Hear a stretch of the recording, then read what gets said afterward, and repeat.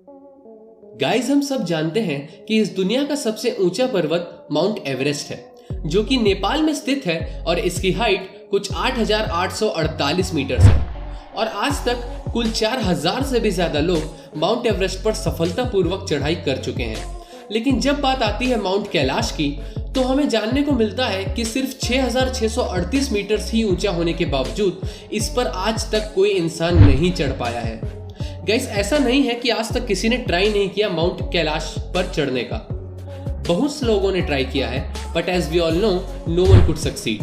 कैलाश पर्वत के इसी रहस्य को जानने के लिए बहुत से साइंटिफिक रिसर्च भी हुए हैं, जिसमें ये जानने की कोशिश करी गई है कि आखिर वो कौन सी ऐसी वजह है जो लोगों को कैलाश पर्वत में चढ़ने नहीं देती।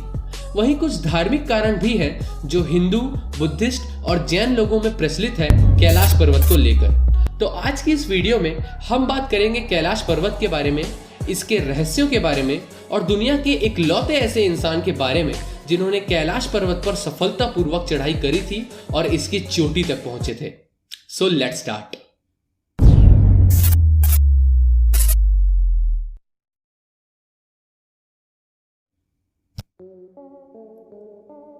हिंदुइज्म, बुद्धिज्म और जैनिज्म में कैलाश पर्वत को भगवान शिव का निवास स्थान कहा गया है, जहां वो माता पार्वती के साथ ध्यान मग्न रहते हैं। ये माउंटेन तिब्बत में है और इसीलिए बदकिस्मती से आज ये चाइना के अंदर आता है। गाइस, साइंटिस्ट भी इस बात को नकार नहीं पाते कि माउंट कैलाश में कोई ऐसी शक्ति है जो विज्ञान के समझ के परे है। बहुत से वैज्ञानिकों ने यहाँ अपने नाखूनों को और बाल को नॉर्मल टाइम से ज्यादा तेजी से बढ़ते हुए देखा है, यानी कि यहाँ समय बाहर की दुनिया से ज्यादा तेज चलता है। जब सूरज की किरणें इस पर पड़ती है तो ये सोने से बना हुआ पर्वत लगता है। और बहुत से रिसर्चर्स का कहना है कि अगर ब्रह्मांड का कोई केंद्र है, सेंटर ऑफ यूनिवर्स, तो वो माउंट कैलाश ही है।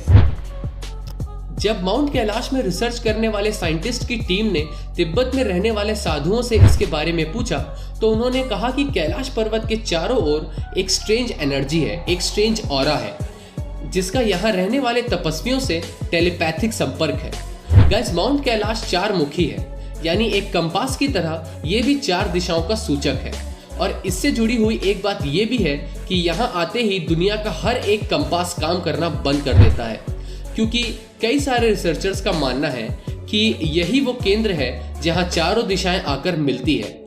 All the 4 directions ends in mount Kailash. Kailash पर्वत की चोटियों के बीच 2 सबसे मिस्टीरियस लेक्स हैं, जिन्हें हिंदुइज्म में मानसरोवर और राक्षस झील कहा गया है।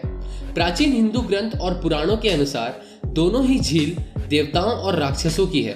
मानसरोवर को देवताओं की झील कहा गया है, जिसका शेप सूर्य की तरह है, और जैसा कि नाम से पता चलता है, राक्षस झील को राक्षसों का घर कहा गया है, जिसका शेप ग्रहण लगे हुए चांद की तरह है।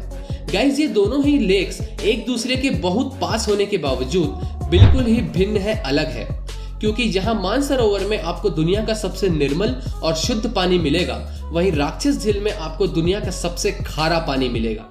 अगर आप कैलाश पर्वत के माउंटेन रेंज में जाएंगे तो आपको एक अजीब सी ध्वनि सुनाई देगी, और ध्यान से सुनने पर वो ध्वनि किसी डमरू के बजने की या ओम की लगेगी।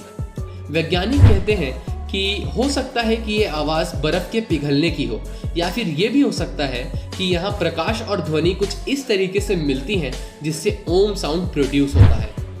गाइस, सबसे पहले 1926 में एक British civil servant Hugh Ruttledge और कर्नल आरसी विल्सन ने माउंट कैलाश में चढ़ने की कोशिश करी थी, जो कि असफल रही।